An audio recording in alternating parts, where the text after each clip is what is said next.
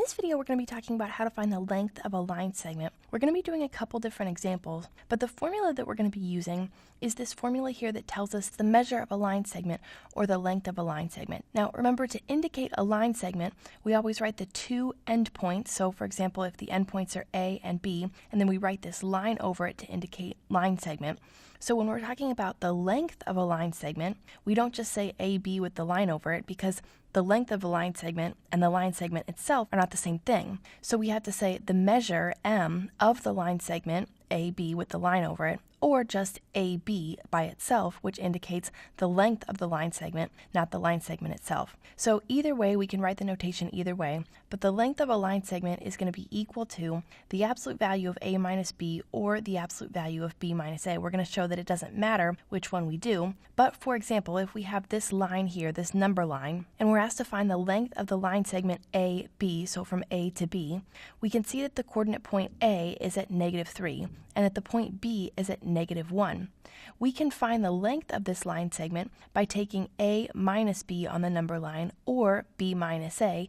Either way, we're going to get the same answer because we put it in absolute value brackets. So here's what that looks like. If we say the length of the line segment AB, so let's just say A to B, like this, it's going to be equal to either the absolute value of -3 minus a -1, which is the value there at B, or it's going to be equal to B, which is -1, minus A, minus a -3. So in other words, it doesn't matter if we subtract B from A or A from B, we're going to get the same length either way. So here's why that's true. If we say -3 minus a -1, that's just like saying -3 plus 1, which we know is a -2. So we get the absolute value of -2, and we know that that's equal to +2.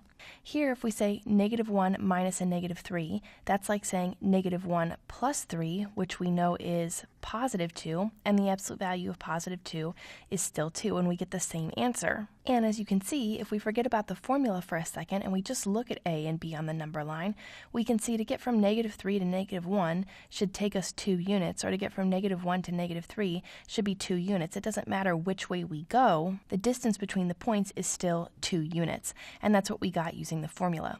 What if we look for the distance between B and C? In other words, the length of the line segment BC. Well, basically that's going to be BC, and if we wanted to, we could say the measure of the line segment BC. That would be acceptable notation as well, but we could do that saying the absolute value of -1 minus a +3, or the absolute value of +3 minus a -1. We can go either way.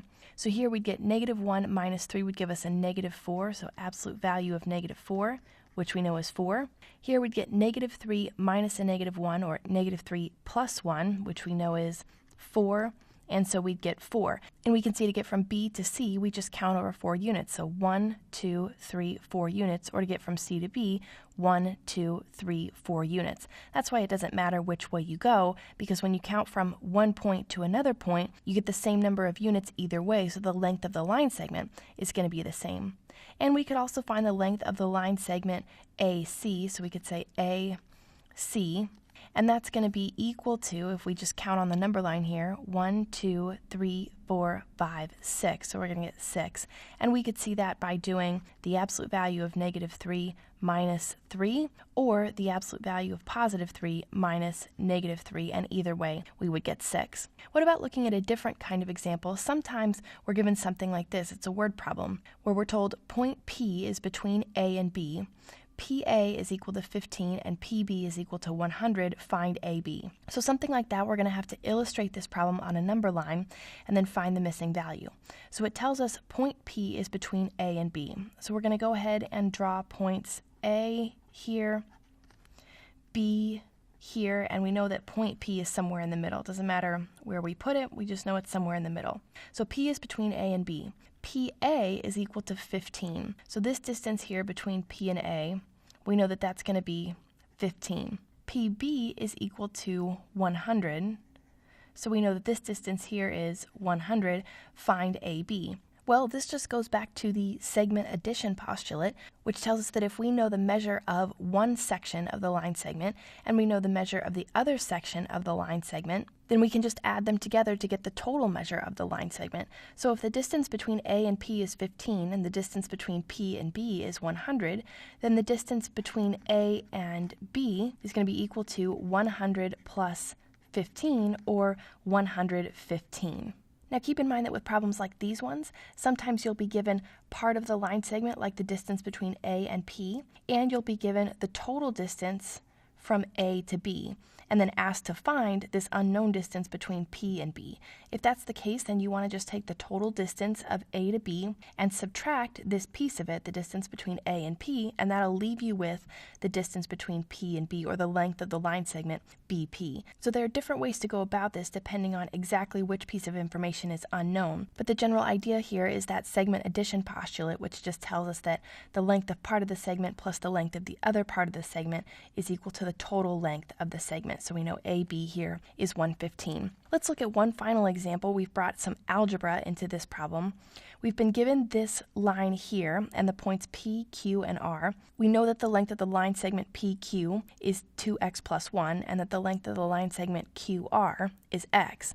We've also been told that PQ, the length of the line segment PQ, is equal to 25, and then we've been asked to find PR. So we've been asked to find the total length of the line segment PR from P to R here. So how are we going to do that? Well, we know that PQ is equal to 25, so we can say that this distance here, PQ, is 25. Well, we know that it's also 2x plus 1, so if we just go ahead and set 2x plus 1 equal to 25 and solve for x, then we should be able to use that information to find PR. So subtracting 1 from both sides, we get 2x is equal to 24. Dividing both sides by 2, we get x is equal to 12. Since we know that x is equal to 12 and that the line segment QR is equal to x, we can say that this length right here is equal to 12. So now we want to find PR, the distance between P and R. By the segment addition postulate, we can just say PR is equal to 25 plus 12. So 25 plus 12, and we get a total value there of 37. So the length of the line segment PR, which we can write PR or we can write the measure of the line segment PR, either way, is going to be equal to 37.